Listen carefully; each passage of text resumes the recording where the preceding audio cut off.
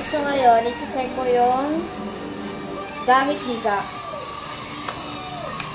Dahil ito yung, tapos na kasi nag-graduate na siya dahil yung ano niya ay summer class naman. Summer class lang naman. So ito yung gamit niya, double check natin. Saan niya galing to, Daddy? Ha? Ikaw nagbigay na to? Ginagay ko yun dyan? Ah, okay. So, ito yung glue niya. Ito yung lapis niya. Ayan. Ito yung pangkasa niya.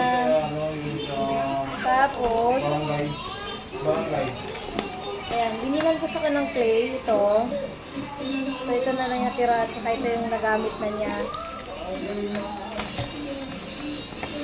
Tapos, ito yung coloring book niya. So, tingnan natin kung ano yung mga pinagagawa niya. Ayan. Ayan.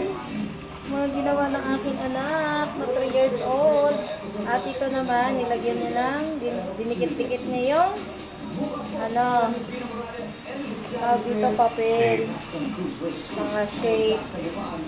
So, ito naman yung ginawa niya. Dinikitan niya itong mga bilog-bilog. Ang galing. Nagkaroon siya ng star dito. Pati ito. Ayan, nagkaroon din siya ng star. Pero mali. Oh, mali yata ito dahil. Tama ba ito? Mali yata yung dikit ni Lablab. Ano ba? Baliktad oh. May bilog kasi ito.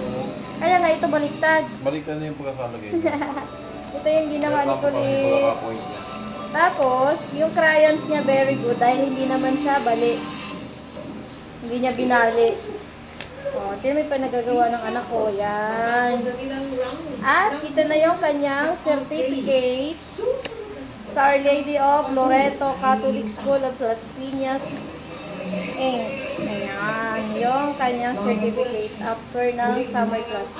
Actually, graduation niya kanina. Kaya yun, pinadala ko siya ng 1 dozen na ano